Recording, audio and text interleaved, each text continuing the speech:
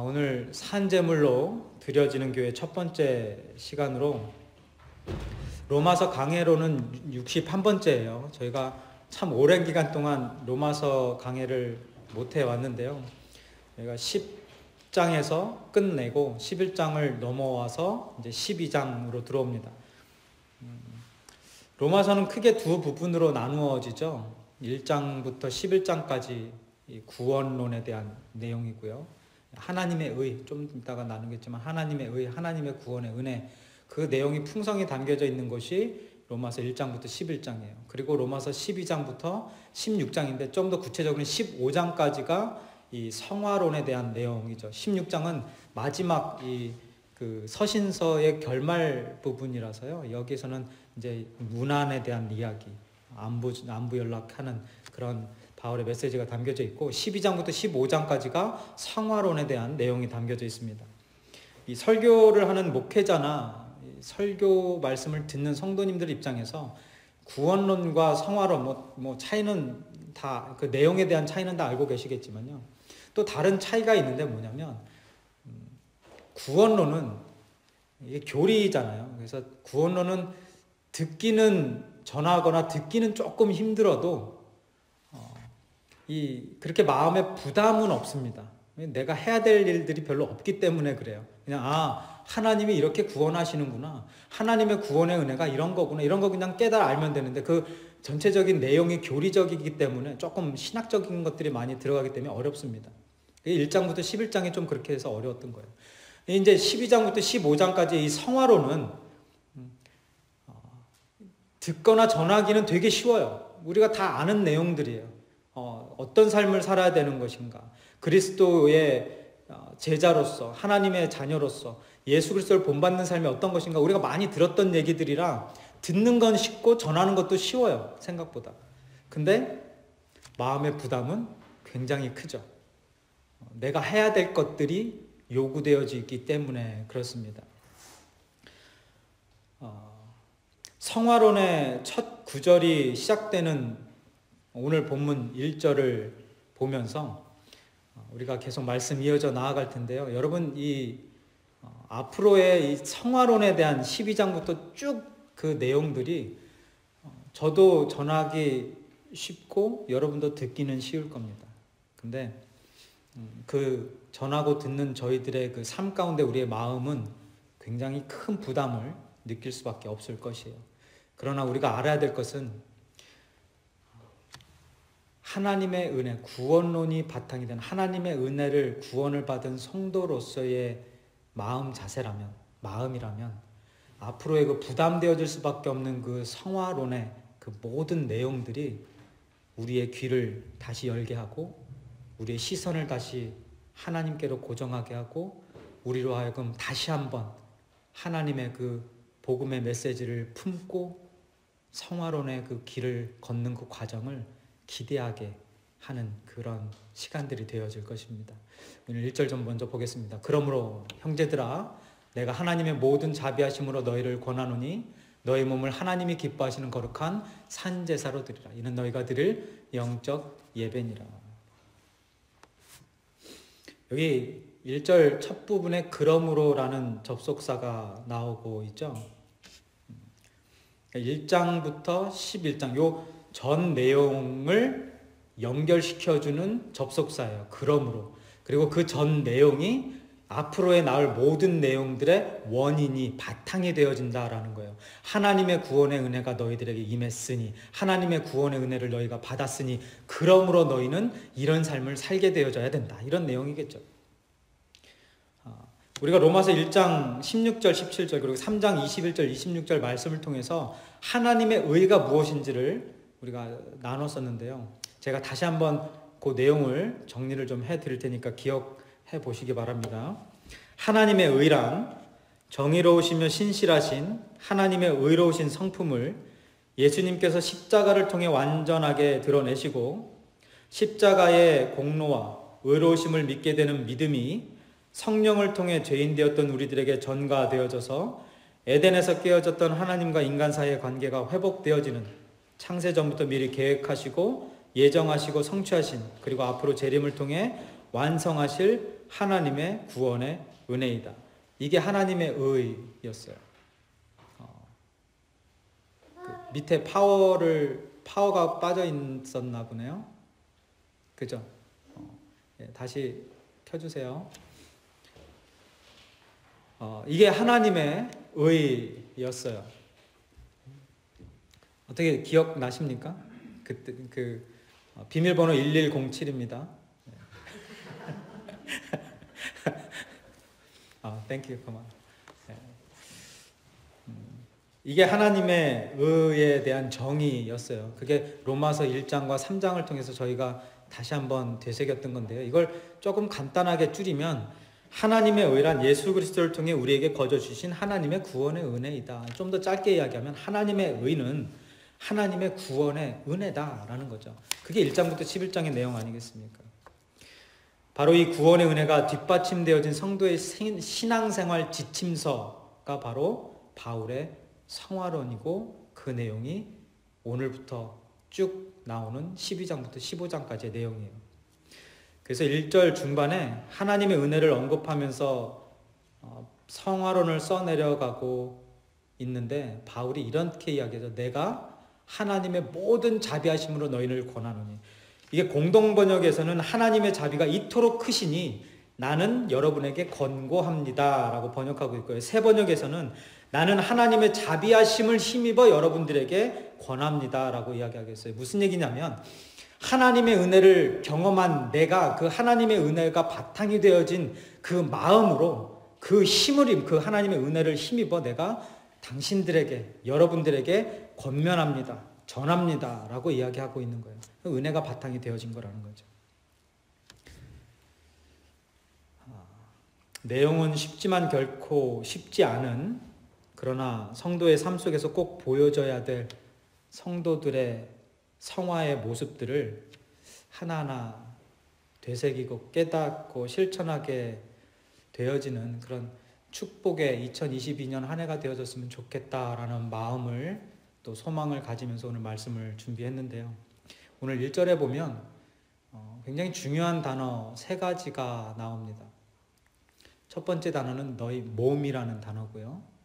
그리고 산재물이고, 세 번째는 어떤 단어일까요? 영적 예배. 이 3 단어가 굉장히 중요해요.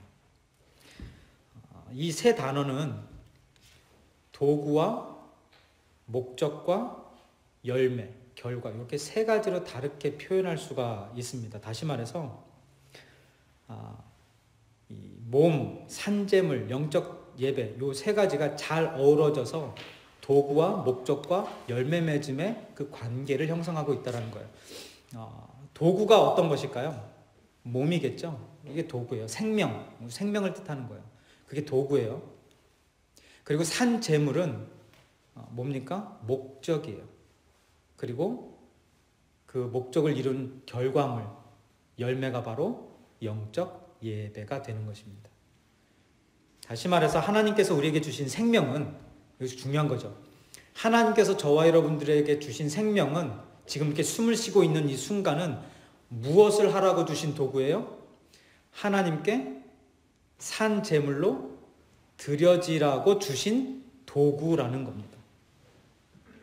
그리고 우리가 하나님께 산 제물로 드려질 때 맺어지는 열매가 본문에서 말하고 있는 그 결과물인 영적 예배이고, 또한 예수님께서 요한복음 4장에서 사마리아 여인에게 말씀하신 영과 진리의 예배요 예배자가 되는 거예요. 생명을 주신 목적이 뭐라고요? 거룩한 산 제물로 하나님께 드려지기 위해서 하나님이 주신 거고, 그렇게 산 제물로 드려지는 그 모습, 그 순간이 어떤 열매를 맺는 순간이 된다고요? 영적 예배를 드리게 되는 순간이 되어져요. 그게 결과물이에요. 그래서 오늘 본문 앞에서 특별히 우리가 잘 알고 있는 이 12장 1절 이 말씀 앞에서 우리가 던져야 될 질문이 영적 예배는 어떻게 드려야 되나요? 이 질문이 아니고요. 내가 하나님께 산제물로 드려지는 삶은 과연 어떤 삶인가? 라는 질문이에요. 왜냐하면 우리의 삶이 산제물로 드려지는 것이 바로 영적 예배라는 열매를 맺는 첫걸음이기 때문에 그렇습니다. 많은 경우 우리는 나는 하나님이 기뻐하시는 거룩한 산 제물로 드려야 한다. 이 말씀은 그냥 지나치고 어디에만 집중해요? 영적 예배를 드려야 된다. 영적 예배를 드려야지 우리가 진짜 성도다. 여기에만 관심을 가져요. 여기에만 중점을 둬요. 여러분, 만약에 근데 영적 예배는 중요시 여기고 그 전에 나온 거룩한 산 제물로 내 삶이, 내 생명이 드려지는 것을 소홀히 한다면 어떤 문제가 생기겠습니까? 예배 때 주여 주여 하고 거룩하고 경건하게 크게 기도하고 길게 기도하고 뭐 나쁜 건 아니에요. 그죠?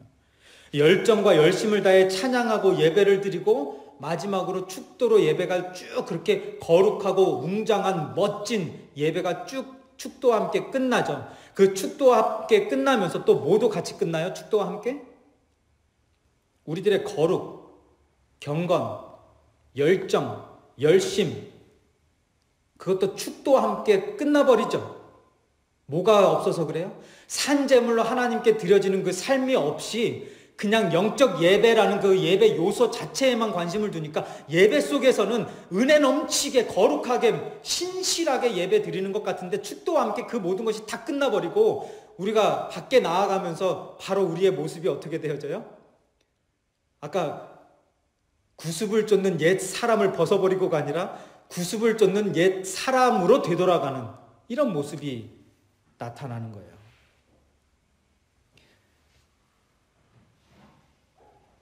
이런 현상이 나타나는 이유가 나를 하나님이 기뻐하시는 거룩한 산제물로 드리는 삶이 우리의 신앙생활 가운데 빠져버려 있기 때문이라는 거예요. 이런 가식적인 예배에 대해서 하나님이 이사야서 1장에서 뭐라고 말씀하셨는지 기억하시죠? 헛된 제물을 다시는 가져오지 말라. 분향은 내가 가증히 여기는 바요. 월식과 안식일과 대회로 모이는 것도 그러하니 성회와 아울러 악을 행하는 것을 내가 견디지 못하겠노라. 곧 월삭과 안식일과 대회로 모이는 이 모든 것, 이게 무슨 예배예요? 이게 그들이 생각했던 신령과 진정의 예배요. 성령 충만의 예배요. 오늘 여기에서 말하고 있는 성령의 예배, 신령한 예배예요. 근데 뭐가 빠져 있었습니까? 이 예배에 이스라엘 백성들에게? 자기 자신을 하나님께 거룩한 제물로 드리는 신실한 그 마음 그 자체가 빠져 있으니까 하나님이 그 예배, 그 모임을 거룩한 예배가 아닌 헛된 제물이라고 말씀하고 있는 거예요. 예수님께서도 신약에서 한 말씀 덧붙이시죠. 거들어 주세요. 23장 25절 화 있을진저 외식하는 서기관들과 바리새인들이여 잔과 대접의 겉은 깨끗이 하되 그 안에는 탐욕과 방탕으로 가득하게 하는도다. 겉으로는 거룩한 척 경건한 척 열정 있는 척 교회에 나와서 예배를 드리지만 결국에 너희들의 마음속에는 하나님 없는 그런 빈 껍데기뿐이다 이야기하는 거예요. 그래서 성도된 우리가 영적 예배를 드리기 원한다면 던져야 될 질문이 하나님께 산 제물로 드려지는 성도, 하나님께 산 제물로 드려지는 교회란 과연 어떤 모습일까라는 질문이며 그 질문에 대한 답을 바울이 오늘 본문이 시작되는 로마서 12장부터 15장을 통해 저와 여러분들에게 해주고 계신 것입니다. 그게 성화로운 겁니다. 오늘 본문 2절에서 산 제물로 드려지는 삶이 무엇인가에 대한 답을 바울이 이렇게 이야기합니다. 너희는 이 세대를 본받지 말고 오직 마음을 새롭게 함으로 변화를 받아 하나님의 선하시고 기뻐하시고 온전하신 뜻이 무엇인지 분별하도록 하라. 이곳에는 우리 몸을 하나님이 기뻐하시는 거룩한 산제물로 드리는 삶이 어떤 삶인지 크게 한 세 부분으로 나누어서 바울이 가르쳐주고 있는데요. 그 세 가지를 오늘 잠깐씩 좀 나누어 보도록 하겠습니다. 첫 번째는 이 세대를 본받지 않는 삶이 바로 산제물로 드려지는 삶이다. 이 세대를 본받지 않는 삶. 여러 번 저희가 성경 공부 시간 때도 그렇고 제 설교 중에도 나누었던 내용이에요. 이 세대를 이 세대가 이 세상이죠. 이 세상의 흐름. Do not conform any longer to the pattern of this world. 이 세상을 따라가지 마라. 본받지 말라. 이게 무슨 말입니까? 세상이 추구하는 것. 세상이 가치 있다고 여기는 것, 이 세상이 제시하는 것들을 목적으로 삼고 살아가지 말라라는 이야기예요. 여러분, 이 세상은 우리의 동반자일까요? 아니죠. 동역자도 아니고요. 사랑의 대상도 아니고 본받고 섬겨야 할 스승도 아닙니다. 요한일서 2장 15절에 이렇게 말씀하죠. 이 세상이나 세상에 있는 것들을 뭐 하지 말라고요? 사랑하지 말라. 누구든지 세상을 사랑하면 아버지의 사랑이 그 안에 있지 아니하니. 굉장히 무서운 말씀이에요. 우리가 사랑하는 것들이, 우리의 마음이 끌리는 것이 거의 대부분 다 어디에 있는 것들이에요? 세상에 있는 것들이에요. 우리의 시선을 끄는 것들이 이 세상에 있는 것들이에요. 그런데 이 세상의 것들을 사랑하면 하나님의 사랑이 너희 안에 있는 것이 아니다라고 단정적으로 이야기하고 있어요. 요한일서에서. 이거 무서운 말씀입니다. 그렇죠? 여러분, 이 세상의 모든 것은 우리가 사랑해야 될 대상이, 존경해야 될, 공경해야 될, 그리고 목적으로 삼아야 될 대상이 아니라 하나님의 선을 이룰 때 사용하라고 우리에게 허락하신 무슨 도구예요? 사역용 도구예요. 이거 잊어버리시면 안 돼요. 이게 굉장히 중요한 것입니다. 우리의 생명도 도구요. 우리에게 주신 이 세상의 모든 건강, 물질, 시간, 이 모든 것들이 다 하나님의 사역을 이루기 위해서 우리에게 잠시 허락하시기도 하시고 또 가져가시기도 하시는 사역용 도구라는 거예요. 근데 이걸 우리가 어떻게 쓰고 있어요? 사욕 도구로 사용하면서 우리 욕심을 채우려고 하죠. 이게 세상을 본받아 세상을 따라 살아가는 모습인 거예요. 요한복음 17장에 보면 예수님께서 세상과 우리의 관계를 아주 정확하게 정리를 해주세요. 요한복음 17장 14절, 내가 아버지의 말씀을 그들에게 주었사오며 세상이 그들을 미워하여 싸운 이는 내가 세상에 속하지 아니함 같이 그들도, 우리도 세상에 속하지 아니함으로 인함이니이다. 여러분, 성도는 세상에 살지만 세상에 속해 있지 않는 사람들이고요. 성도는 세상으로부터 미움과 견제와 공격을 당하는 사람들이어야 맞는 거예요. 그게 당연한 거예요. 물론 세상이라는 강물의 이 거센 물살과 함께 흘러가는 것이, 여러분들 앞에서 인생 얘기하기는 그렇지만 그 거센 물결과 함께, 물살과 함께 같이 흘러가는 것이 그게 인생 맞아요. 그게 현실 맞아요. 그런데 성도는 그 물살 속에서 허우적거리며 떠내려가는 그런 사람들이 아니죠. 막 죽을 것 같아서 불안해서 공포심에 떨면서 막 살려달라고 하면서 그렇게 조난당한 사람처럼 그렇게 그 물살과 함께 휩쓸려서 그 물살 속에서 흘러가는 사람들이 성도가 아니에요. 성도는 어떤 사람들입니까? 그 물살을 타고 항해를 하는 사람들이 성도예요. 뭐를 타고 항해를 합니까? 예수 그리스도라는 방주를 타고 항해를 하는 사람들. 이게 큰 차이입니다, 여러분. 세상 속에 어우러져서 거기에서 아둥바둥 살아가는 사람들의 모습과 세상 위에서 그 물을 따라 항해하는 사람과 엄청난 차이가 나죠. 조난자와 항해자는 이 차원이 다른 거예요. 여러분, 2021년 한 해 어떤 모습이셨습니까? 조난당한 사람? 아니면 항해하는 사람? 여러분, 2022년은 어떻게 살고 싶으십니까? 어떤 모습으로 하나님께 산제물로 드려지길 소망하십니까? 항해자가 돼야죠. 항해자. 저는 재건 남가죽교회가 그리스도라는 방주를 타고요, 세상이라는 물살을 멋지게 항해하면서 세상을 본받는 것이 아니라, 거기서 허우적거리며 살아가는 것이 아니라 예수님을 본받아 거룩하게 세워져 가고 채워져 가는 교회가 되기를 소망합니다. 믿죠? 네.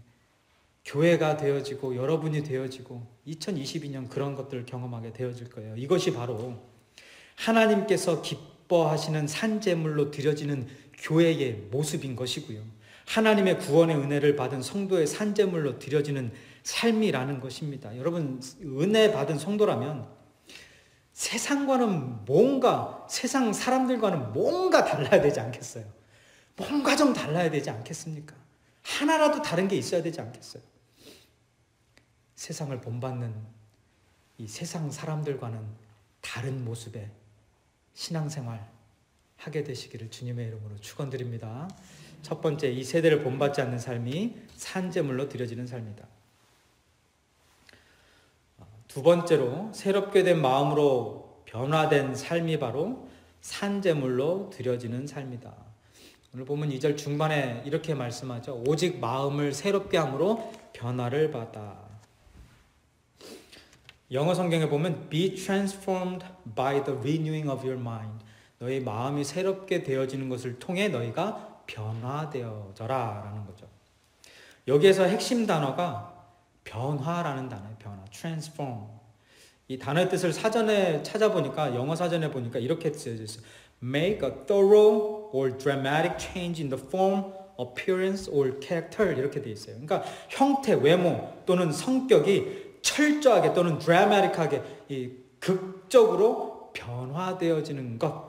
이 변화를 경험하기 위해서 너희의 마음을 새롭게 하라라고 말씀하고 있는 거죠. 그러니까 이 마음이 새롭게 되어짐을 통해서 변화받아지는 삶을 사는 것, 이것이 바로 하나님께 산제물로 드려지는 삶이라는 거예요. 여러분 어떻게 새해에는 좀 새로운 마음이 드십니까? 결단도 좀 생기고, 물론 작심삼일이긴 하지만 그래도 뭔가 새로운 결단도 세우시고 마음도 새롭고, 이 느낌도 오늘 교회 올 때 좀 새롭지 않으셨어요? 2021년 마지막 이 할러데이 시즌에 어마어마한 이 확진자가 나오고 혼란스럽고 이 복잡한 이 시간을 거쳐서 2022년이 되어졌음에도 불구하고 제 마음에는 큰 소망과 기대가 가득한 오늘 주일 교회에 오는 첫 발걸음이었어요. 그런 새로운 마음이 여러분도 드실 줄 믿습니다. 근데요, 안타까운 것은 우리가 다 공감하는 것처럼 이건 뭐 명언이죠. 사람은 뭐 하지 않는다? 변하지 않는다. 참 슬픈 얘기예요. 또 현실적인 이야기고요. 야, 저 사람은 좀 변했나 싶은데 결국 보면 그대로다. 그렇죠? 저도 변함이 없이 예전과 오늘과 내일 변함이 없어요. 좋은 것이든 나쁜 것이든 그런 것 같아요. 그래서 누가 조금 변한 모습을 보면, 갑자기 막 이렇게 변한 모습을 보면 옛날 분들이 뭐라고 말씀하세요? 죽을 때가 다 됐나? 아니면 해가 어디서 뜨겠다? 서쪽에서 뜨겠다. 이렇게 이만큼 변화된다는 게 어려워요. 특히 사람의 이 본성이나 성격은 정말 변하지 않습니다. 그런데 이 신앙생활을 하다 보니까 하나님의 그 반전의 모습을 경험하게 되어지는데요. 그러니까 어쩔 때 보면 정말 하나님이 저 사람, 하나님이 포기하셨다라고 생각될 정도의 그런 생각들도 들리는데, 근데 하나님의 그 어떤 반전이 있으시냐면요. 하나님께서는요, 우리를, 그리고 우리의 본성이나 성격을 바꾸시는 대신에, 물론 나쁜 습성이나 습관들 이런 것들은 바꿔야 되겠죠. 바꿔주시겠죠. 근데 이런 우리의 본성이나 성격 이런 것들을 바꾸어 주시는 대신에 우리의 본성과 성격을 그대로 두시되 하나님의 선을 이루시는 일에 사용하기 위해서 방향만 살짝 틀어서 사용하신다는 것을 경험하게 되어져요. 예를 좀 들어드릴게요. 이해가 잘 안 되시는 것 같아요. 성격 급하고 나서기 좋아하고 앞뒤 안 가리고 말을 막 내뱉는 사도가 누굴까요? 제 12제자 중에 베드로가 그렇죠. 그 베드로의 성격을 방향만 살짝 바꾸어서 사용하시는 장면이 다락방 성령 임재 이후에 나오고 있어요. 그러니까 성령 충만을 술 취한 것이라고 조롱하던 사람들과 성도들 앞에서, 그 120명과 성도들, 사도들 앞에서 담대히 설교를 한 사람이 바로 누굽니까? 성격 급하고 나서기 좋아하는 베드로였다라는 거예요. 예수님 승천 후에 가장 먼저 복음 설교를 선포한 사도가 성경에 베드로로 기록되어지는 일이 벌어졌는데, 뭐를 사용하셔서 그래요? 베드로의 그 성격을 그대로 사용하셨다는 거예요. 또 누가 있습니까? 예수님을 따르던 무리들을 핍박하는 일에 앞장서면서 죽음 앞에서도 죽음도 두려워하지 않았던 열정의 사도가 있었죠. 누굽니까? 사로 시작해요. 사두개인 이러시면 안 되고 사울이죠. 사울의 그 용기와 열정은 그대로 두시되 그 방향만 바꾸어서 로마 정권 시대에 해외 선교사로, 이방인 선교사로 크게 사용하신 분이 바로 하나님이시고 쓰임받은 게 바로 바울이었다라는 거예요. 바울이 본문에서 말하는 마음이 새롭게 되어 변화를 받는다라는 뜻이 이런 뜻 아니겠습니까? 내 모습 그대로 두시되, 내 성격 그대로 두시되 하나님의 선을 이루시는 일에 쓰임받을 수 있도록 나의 모든 것이 사용 목적과 방향이 바뀌어지고 변화되어지는 것, 이것을 소망하고 경험하는 것, 이게 하나님께 산제물로 드리는 삶의 모습이다라는 거예요. 이것을 경험하라는 것 아니겠습니까? 주위 사람들에게 상처를 주는 말을 서슴없이 내뱉었던 그 입술이 변화를 받아 사람 살리는 복음을 서슴없이 전하는 입술로 방향 전환되어지는 것이죠. 부귀 영화를 누리고자 앞뒤 안 가리며 살던 욕심 가득했던 마음이 하나님의 영광을 위해 앞뒤 안 가리고 헌신하는 사역 욕심으로 방향 전환되어지는 것. 나 자신밖에 모르고 융통성 없는 외골수적 마음이 변화를 받으면 어떻게 되겠어요, 여러분? 오직 하나님 한 분밖에 모르는 정말 외골수가 되는 것 아닙니까? 신실한 외골수가 되어지는 것, 그렇게 방향이 전환되어지는 것. 이게 하나님께서 우리들을 변화시켜서 사용하시는 방법이다라는 거죠. 우리 재건 남가집교회가 이 변화를 너무 많이 경험하는, 그래서 이제 좀 그만 경험하고 싶습니다, 하나님, 이런 고백이 나오는 그런 2022년 한 해가 되어지길 소망합니다. 내 모습 이대로. 그러나 그 방향과 목적은 바꿔서 사용하시는 하나님의 그 은혜. 두 번째, 새롭게 된 마음으로 변화된 삶이 바로 산제물로 드려지는 삶이다. 세 번째는요, 하나님의 뜻이 무엇인지 분별하는 삶이 바로 산제물로 드려지는 삶이다. 22절 다시 보겠습니다. 하나님의 선하시고 기뻐하시고 온전하신 뜻이 무엇인지 분별하도록 하라. 근데 여기는 빠져 있는데요, 요 전 구절, 문장과 요 문장 사이에 then이라는 접속사가 붙어요. 너희는 이 세대를 본받지 말고 오직 새롭게 함으로 마음을 변화를 받으면이에요. 그래서 받게 되면, 그렇다면 then 뭐라고 나옵니까? You will be able to test and approve what God's will is. 그렇게 되어지면 하나님의 선하시고 기뻐하시고 온전한 뜻이 무엇인지 너희가 분별하게 되어진다. 이게 좀 정확한 번역이에요. 여러분, 하나님의 뜻을 분별하는 한 해를 사셨습니까? 새해를 바라보면 이제 이런 질문을 할 수 있겠죠.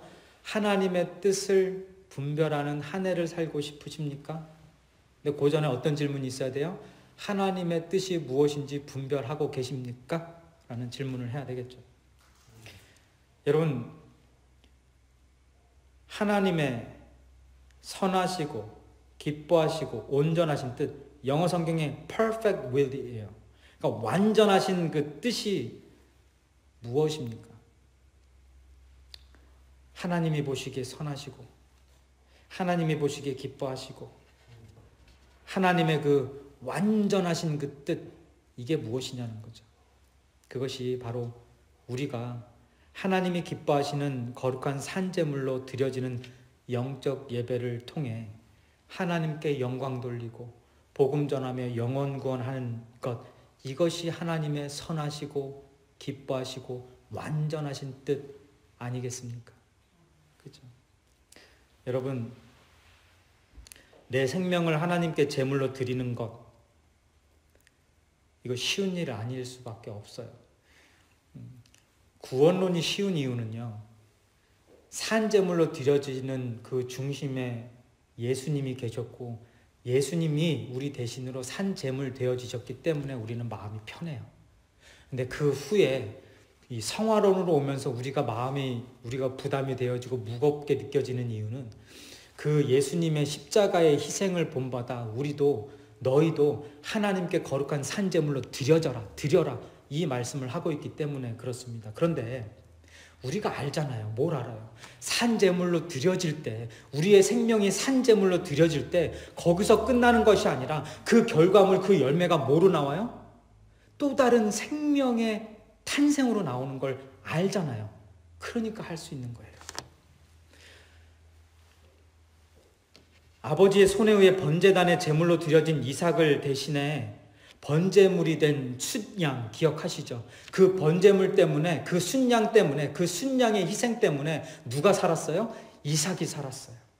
구약의 5대 제사, 번제, 소제, 화목제, 속죄제, 속건제, 여기에 드려지는 모든 제물들, 이 제물들 때문에 누가 죄사함 받아요? 이스라엘 백성들이 죄사함을 받게 되어졌고, 땅에 떨어져 죽어지는 한 알의 밀알 때문에 어떤 일이 벌어져요? 열매들이 맺혀졌고, 십자가에서 산제물이 되어진 어린 양 예수 그리스도 때문에 우리가 영생을 누리는, 생명을 누리는 구원받은 자가 되어진 거예요. 이 열매가 맺혀진 거라는 이야기입니다. 하나님께 드려진 이 모든 산제물, 이 공통점이 뭐예요? 생명이 있었으나 그 생명 자체에 연연하지 않았다. 나란 존재가 포기되어지는 순간, 죽어지는 순간을 경험하게 되어졌다. 근데 여기서 끝나지 아니하고 죽음, 희생, 들음을 통해 이 산제물 되어짐 통해 새 생명의 탄생을, 열매 맺음을 경험하게 되어졌다.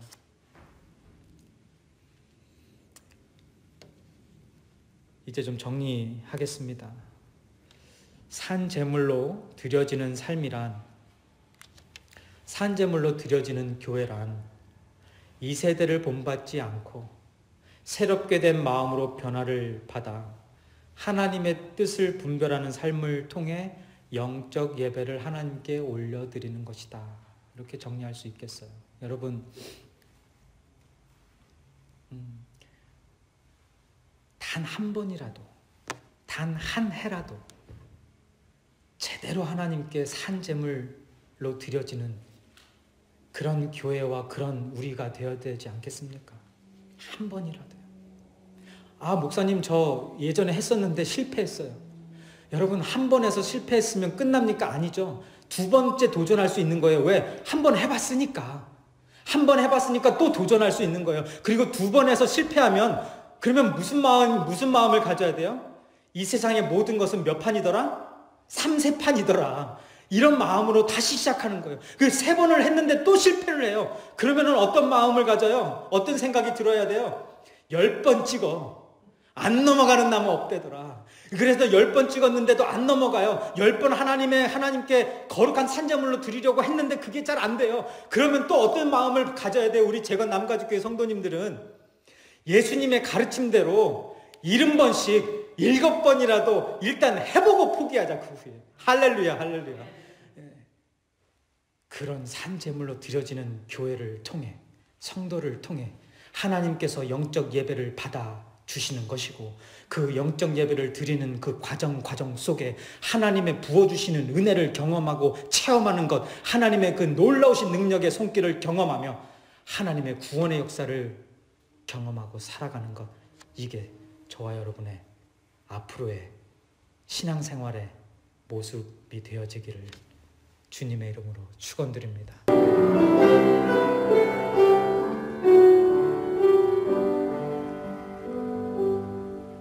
내가 주인 삼은 모든 것 내려놓고 내 주 대신 주 앞에 나가 내가 사랑했던 모든 것 내려놓고 주님만 사랑해. 내가 주인 삼은, 내가 주인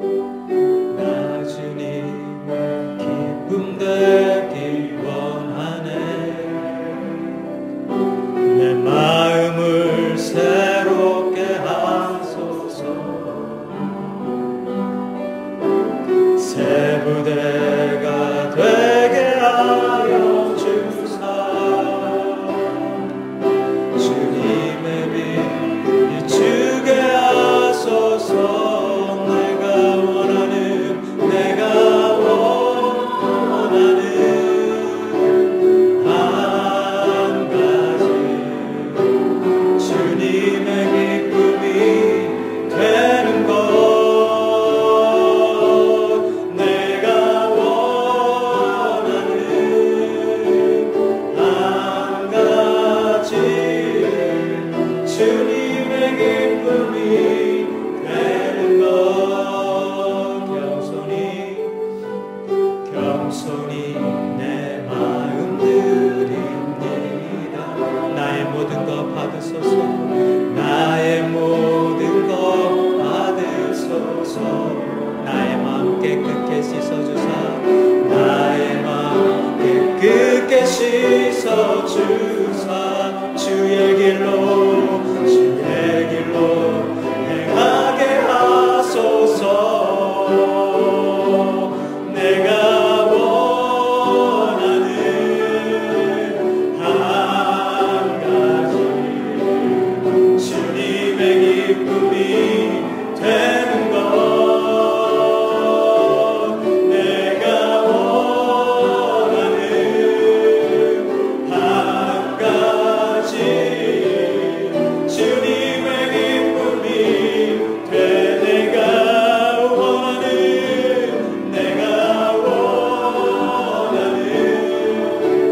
한 가지 주님의 기쁨이 되는 것. 내가 원하는 한 가지 주님의 기쁨이 되는 것. 우리 함께 잠시 기도하며 나아갈 때, 하나님, 2022년 한 해는 하나님이 기뻐하시는 거룩한 산제물로 드려지는 축복의 한 해가 되게 하여 주옵소서. 산제물로 드려질 때 경험되어지는 그 어마어마한 축복을 우리 재건남가족교회가 경험하게 하여 주옵소서. 하나님, 이제는 내가 아닌 하나님의 기쁨을 위해 살아가는 하나님의 소망과 하나님의 그 엄청나신 그 선하시고 기뻐하시고 완전하신 뜻을 이루는 일을 기뻐하며 목적으로 삼고 살아가는 한 해가 되게 하여 주옵소서. 우리 그런 마음으로 기도하며 나아가겠습니다. 하나님, 오늘 이 시간 하나님 아버지 앞에 다시 한번 소망하며 결단하며 나아갑니다. 우리 재건남가족교회가 하나님 앞에 산제물로 드려지는 축복이 있을 수 있도록, 축복을 경험할 수 있도록 하나님 허락하여 주옵소서. 한 사람 한 사람 우리 성도님들이 하나님 앞에 산제물로 드려짐으로 말미암아 새 생명의 탄생을 경험하고 하나님께 영광 돌리며 나아가는 그 축복이 우리 재건남가족교회 모든 성도님들에게 경험되어질 수 있도록 아버지 하나님, 2022년 한 해를 우리와 함께 동행하여 주옵소서. 하나님의 임재 가운데 저희들이 하나님의 기뻐하심을 공부하고 하나님의 그 뜻을 따라 하나님의 그 선하시고 기뻐하시고 완전하시고 완벽하신 뜻을 깨달아 알아 분별하며 그것을 이루며 살아가게 되어지는 축복된 성도들 되어지게 하여 주옵소서. 구원받았으면 하나님께 그 어마어마한 축복의 은혜를 누리고 경험하였으며 아버지 하나님, 이제는 한 번이라도 제대로 산제물로 드려지는 신앙생활 할 수 있어야 되지 않겠습니까? 하나님, 우리들에게 허락하여 주옵소서. 단 한 번이라도, 단 하루라도 하나님께 모든 것 쏟아부어지고 하나님께 모든 것 드려지고 하나님만 전적으로 의지하며 살아가는 우리 재건남가족교회 되어질 수 있도록 아버지 하나님 함께 동행하여 주옵소서. 오늘의 열정과 열심이 2022년 한 해의 모든 사역에 끊임없이 경험되어지도록 하시옵소서. 하나님, 오늘 이 시간 다시 한번 하나님께 간절히 소망하며 나아갑니다. 재건남가족교회와 이 부족한 종과 우리 모두가 하나님이 기뻐하시는 거룩한 산제물로 드려지게 하여 주옵소서. 하나님이 기뻐 받아 주시는 산제사 되어지게 하시고 하나님이 함께 하시는 재건남가족교회 모든 사역 되어질 수 있도록 축복하여 주옵소서. 이제는 우리를 죄 가운데에서 구원하여 주시고 복음의 은혜에, 생명의 은혜에 젖어드는 축복을 경험할 수 있도록 십자가에서 어린 양, 희생양, 희생제물, 산제물 되어지신 우리 주 예수 그리스도의 은혜와 하나님 아버지의 극진하신 사랑하심과 성령님의 감화감동 내조 교통 역사 충만 동행하심이 오늘 다시 한번 하나님께 우리의 모든 삶을 산 제물로 드리고자 결단하고 소망하고 간절히 기도하며 돌아가는 재건 남가족의 모든 성도들 머리 위와 그 가정 위에 이제부터 영원토록 함께 하시기를 간절히 축원하옵나이다.